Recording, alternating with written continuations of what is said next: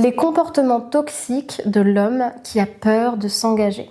Bonjour à vous mesdames, j'espère que vous allez bien. Je suis très heureuse de vous retrouver aujourd'hui dans ce nouvel épisode dans lequel je vais vous décrire en détail quels sont les comportements toxiques d'un homme qui a peur de s'engager afin que vous preniez conscience d'à quel point ça peut être problématique pour vous de nourrir une mauvaise attente, une mauvaise patience envers ce type de personne, que vous compreniez aussi où en sont les limites justement de la compréhension de l'autre parfois et à quel point c'est important de rester consciente de ces critères-là, de ces signaux-là afin de ne pas perdre votre temps dans ce type de situation. Si vous ne me connaissez pas, je me présente, je m'appelle Chloé Mercart, je suis coach de vie certifiée, praticienne en thérapie brève et depuis 2020, je vous accompagne à sortir de la dépendance affective, à renforcer votre estime de vous et à être plus confiante dans vos relations amoureuses et plus consciente de votre pouvoir. Donc depuis 2020, je vous accompagne avec plusieurs outils, notamment la programmation neurolinguistique, les constellations familiales, l'hypnose, la reprogrammation neuronale profonde ou encore la Yatra Kundalini activation. Si vous n'êtes pas encore abonné à la chaîne YouTube ou au podcast sur Spotify, je vous invite à le faire maintenant en cliquant sur le bouton s'abonner en bas à droite et à bien activer la cloche des notifications pour recevoir tous les prochains épisodes qui sortiront durant la semaine.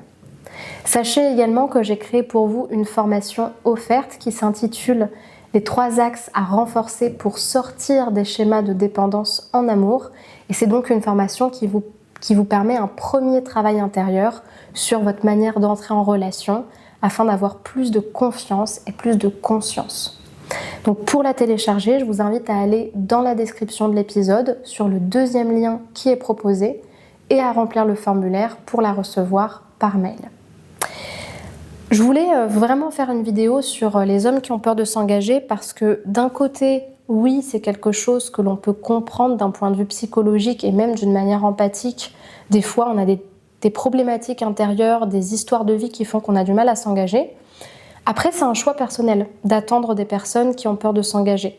Il y a des personnes qui, au contact de partenaires compréhensifs, sensibles et sécurisants, vont peu à peu s'engager.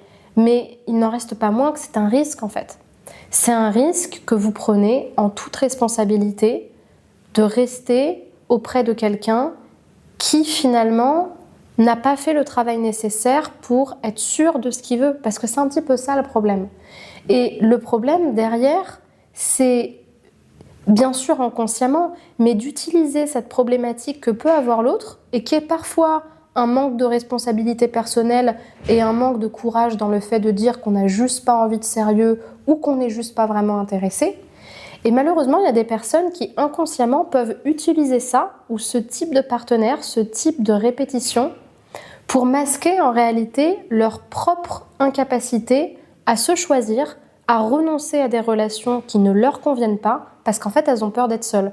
Et donc en fait, c'est comme ça qu'on tombe dans des sortes de jeux psychologiques où il y en a un qui n'est pas du tout responsable, l'autre qui ne l'est pas non plus mais qui joue au sauveur et finalement, chacun développe des attentes, chacun a des frustrations et c'est comme ça qu'il y a des cycles relationnels qui se répètent en long et qui continuent en fait à boucler encore et encore.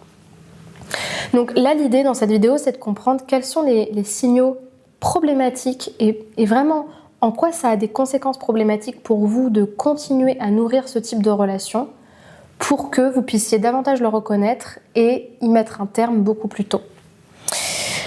Alors, il y a plusieurs champs en fait dans lesquels c'est problématique. Le premier, c'est évidemment la communication. Pourquoi ? Parce que une personne qui a peur de s'engager, c'est avant tout une personne qui va vous donner des messages ambigus, qui va éviter les discussions sérieuses, qui va jamais tenir ses promesses et qui en plus de ça, et je crois que c'est le pire, va manquer de clarté. Pourquoi ? Parce que quand on ne sait pas ce qu'on veut, quand on a peur de s'engager, on a une fesse sur une chaise et une autre sur l'autre. Donc en fait, on n'est jamais complètement aligné. Et quand vous parlez avec quelqu'un qui n'est pas aligné, qui n'est pas dans son axe, en fait, vous avez des messages ambivalents et vous avez des messages incohérents. Vous avez des signaux contradictoires. Et d'ailleurs, en plus de ça, les signaux contradictoires, c'est une source de stress. Pourquoi? Parce qu'on vous donne un élément sécurisant, un élément insécurisant, un élément qui vous invite à la détente, un élément qui fait naître chez vous un sentiment de danger. Donc en plus de ça, ça vient nourrir chez vous des modèles de relations où je m'attache à des personnes qui sont incohérentes et qui sont source de stress et en même temps de sécurité ou d'attachement pour moi. Donc c'est très mauvais, encore plus pour des personnes qui le vivent depuis petite dans des schémas familiaux où c'est quelque chose qui a été intégré et conditionné. Donc des messages ambigus avec une personne qui semble intéressée puis d'un coup distante. Des personnes qui évitent les discussions sérieuses, qui esquivent les conversations, qui finalement, on a l'impression que les messages que vous leur transmettez, elles passent on ne sait où et à aucun moment elles ne les prennent pour elles, donc finalement c'est pas responsable. Et finalement, c'est une personne avec qui vous ne pourrez jamais vous projeter dans le futur parce qu'elle vous dit quelque chose, parfois d'une manière lâche pour vous faire plaisir, et puis finalement, elle vous montre que ce sera jamais quelqu'un sur qui vous pourrez compter parce qu'elle n'est pas responsable, elle n'a pas les épaules pour assumer ce qu'elle vous dit et ce dont vous avez besoin, ce qui est très frustrant. Et surtout, c'est une personne qui vous donne une vision totalement floue de la relation. Donc en fait, vous ne savez jamais sur quel pied danser. Donc ça déjà, ça crée énormément de perte de temps, de perte d'énergie et c'est très mauvais. Dans ces comportements, il y a beaucoup de choses qui peuvent être très problématiques. Donc il y a quoi? Il y a évidemment l'instabilité émotionnelle d'une personne qui alterne entre des périodes où elle vous donne de l'attention, où elles le peuvent, où elles le veulent, et des personnes qui vont justement alterner avec des moments où elles vont être en retrait, où elles vont être beaucoup plus froides. Ce sont des personnes qui, en plus de ça, n'hésiteront pas à vous ghoster, temporairement ou intemporellement, jusqu'au moment où elles l'ont décidé, qui vont disparaître soudainement parce qu'elles ne le sentent plus ou parce que c'est pas le moment. Mais c'est aussi valable finalement pour les amis et réapparaître quand ça leur chante, comme si c'était de rien n'était, sans vous donner d'explication. Et encore une fois, c'est très mauvais de nourrir ces relations-là parce que plus vous habituez la personne à se comporter n'importe comment avec vous, plus en fait elle va se sentir libre de faire n'importe quoi à l'intérieur de votre jardin intérieur, de marcher dessus, de faire caca dessus, de partir, de rien dire en fait et de juste pas bien se comporter. Donc c'est des personnes qui justement s'investissent au minimum et qui ne vont pas prendre la responsabilité de ce que ça va leur coûter d'être en relation avec vous. En fait, c'est un petit peu comme si finalement vous étiez constamment dans une posture de parent ou de sauveur ou d'infirmière et que la personne, elle était comme l'enfant qui ne se responsabilise pas. Donc en termes d'équilibre de la relation, ça ne peut pas marcher.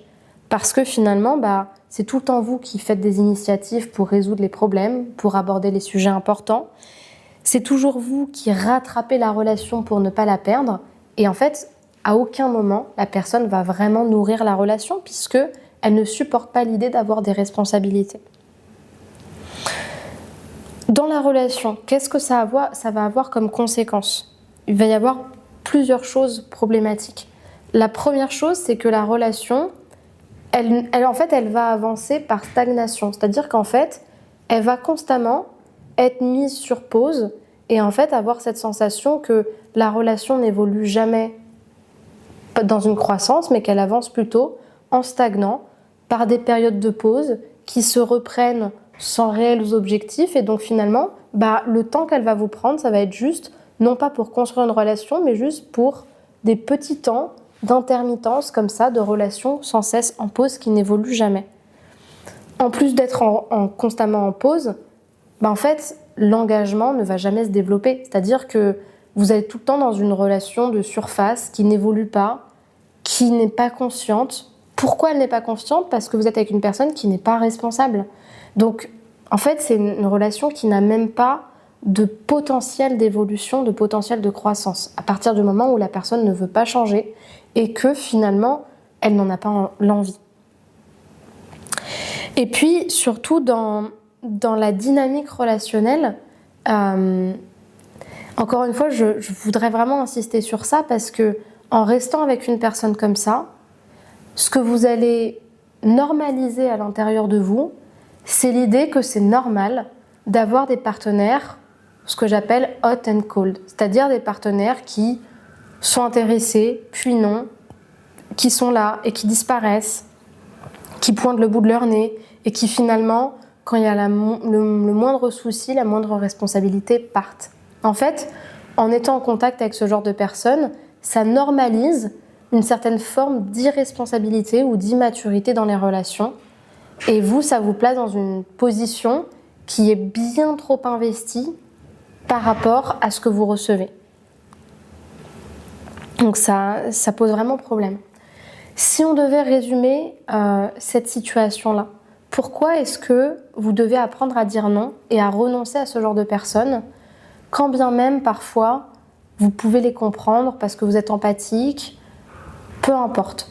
Pourquoi vous devez arrêter ça? Parce que en fait, quand vous restez avec ce type de personnes, déjà, vous ne les invitez pas à changer. Vous ne les invitez pas à se responsabiliser. Et en leur montrant que vous serez toujours là et que, en fait, on peut ne pas vous choisir, on peut ne pas s'engager, ça va vous faire perdre énormément de temps, d'énergie, d'estime de vous. La personne, elle va très probablement ne jamais changer, ou si elle change, ce sera pour quelqu'un d'autre. Pour une personne qui lui montre qu'elle ne l'attendra pas toute sa vie, parce qu'elle vaut mieux que ça, et que justement, elle aspire à plus dans sa vie. Et malheureusement, vous pourrez vous en mordre les doigts. Ensuite, parce que ça crée constamment de la confusion constante, et que ça nourrit du stress à l'intérieur de vous. Et que ce manque d'engagement, ça va vous contaminer de l'intérieur, et ça va vous faire nourrir et normaliser des modèles de relations qui sont déséquilibrés. Ça va vous épuiser émotionnellement et ça va vous rendre encore plus dépendant en vous faisant perdre du temps. Donc c'est quelque chose qui doit être absolument coupé, selon moi, limité, et limité avec de l'amour pour soi, de se dire finalement je vaux plus que ça, je mérite plus que ça, et j'ai envie et j'ai le droit d'avoir un partenaire qui s'engage pour moi et qui fait des efforts. Voilà ce que je voulais vous transmettre dans l'épisode d'aujourd'hui. J'espère qu'il vous aura plu. Si c'est le cas, je vous invite à me laisser un commentaire, de me faire un partage si vous avez des choses à me transmettre. Et pour les personnes qui veulent aller plus loin et qui sentent bien qu'en fait, il y a quelque chose de plus profond dans les relations qu'elles vivent et qu'il y a quelque chose d'intérieur à renforcer ou à clarifier ou même à libérer, justement, les accompagnements S'aimer plus, ce sont de vrais voyages intérieurs qui permettent d'aller à la rencontre de soi et de comprendre ce qui, en fait, se joue en dessous de la surface des relations. Comprendre ce qui, dans ce que vous vivez au quotidien, est en train de se jouer à l'intérieur et qui a besoin justement d'être rééquilibré avec les outils qui sont les miens. Donc si vous souhaitez aller plus loin, ce que je vous invite à faire, c'est de réserver votre appel thérapeutique offert. Donc c'est un appel d'une 30aine de minutes dans lequel on va discuter de votre situation, de ce que vous souhaitez changer.